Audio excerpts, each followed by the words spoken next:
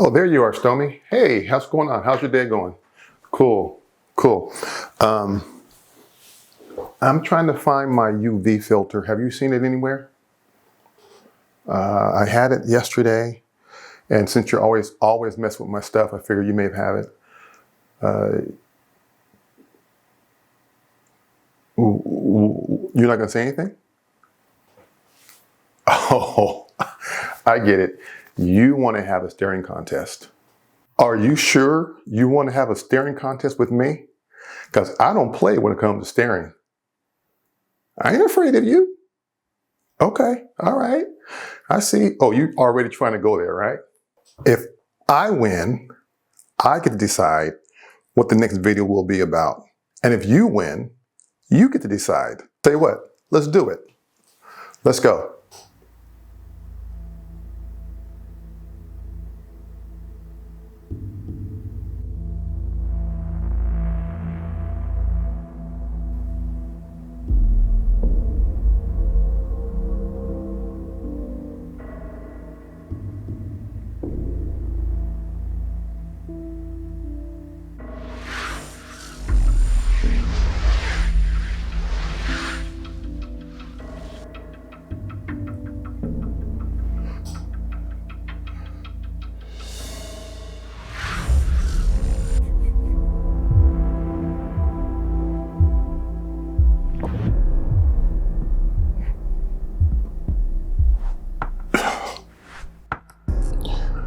You won.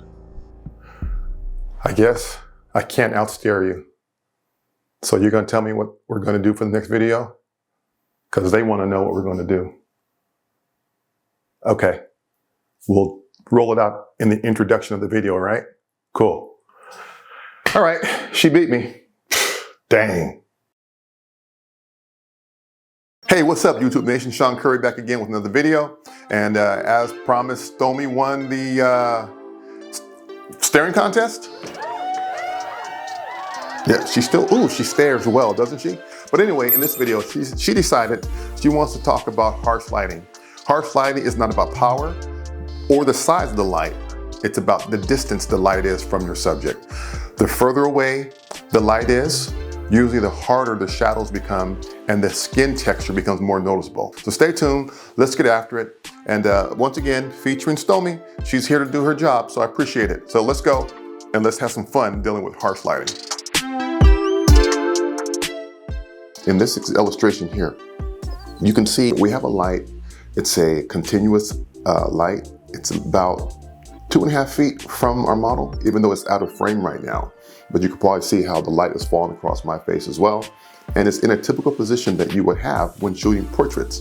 But what I want to point out and illustrate to you about the hard shadow, if you look right here, you can see the light is coming across this way, across Stormy's face. This side is lit quite well, but it's kind of bright because it's a bare bulb, continuous, I should say. But you notice this hard, deep shadow coming off of her nose. And on this right side of her face, there's a very hard shadow as well as the deep shadow under her chin. And this is what happens when you don't have a light, it's not modified. You get these hard shadows. If Stormy was an actual person, then you would see the skin, all the pores, but since she's porcelain or whatever she's made out of, excuse me, Stormy, you hear that? She's plastic, so it's already smooth, so you're not seeing any pores. But if she was a person, then you will see the pores because of the light. I'm going to use this basic, $5, $10 shoot-through umbrella and use it as a modifier. These are pretty inexpensive, and you can pick them up from Adorama, Amazon, pretty inexpensive, and show you the difference it makes by just using this as a diffuser to knock down that hard light.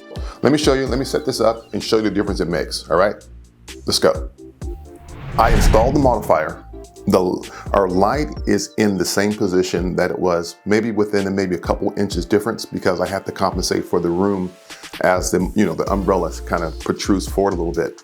So I may have moved our continuous light back a hair, but the same angle, the same directional downflow But now what I want to draw your attention to is looking at those shadows we saw before, how they've been softened. Even probably looking at me, they look even softer than what they were.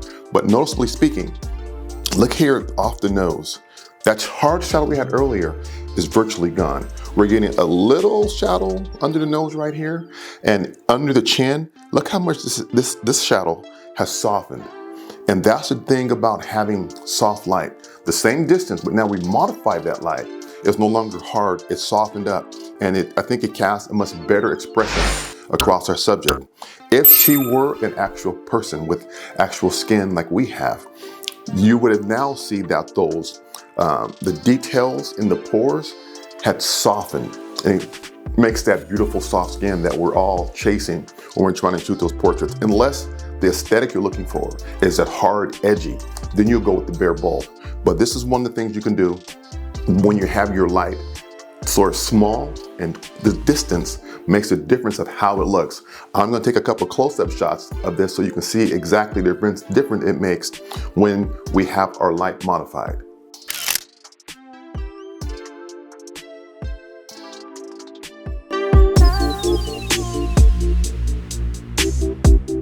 One more example I want to show you today is you may have shadows and you may only have one modifier.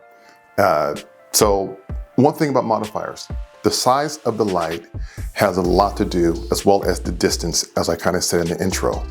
But what makes a modifier able to soften the light, because now it makes the light source larger, and the larger the light is relative to the subject, the softer it will appear and will be on your subject. But what I want to talk about now is the fact that sometimes you still get shadows, you only have one modifier. So how do you lift, or one light I should say, so how do you lift those shadows if you're saying it still isn't what I want, I positioned my light the way where I want it, but I'm not getting the results that I still want because the shadows might still be a little too deep.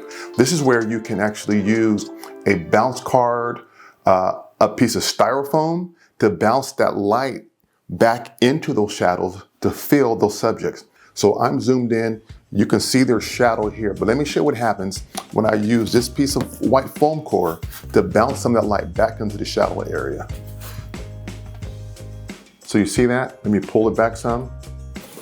But look how it pushes that light back into your subject.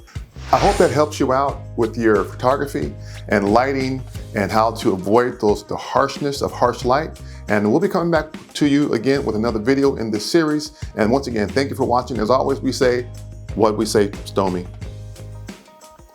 Peace.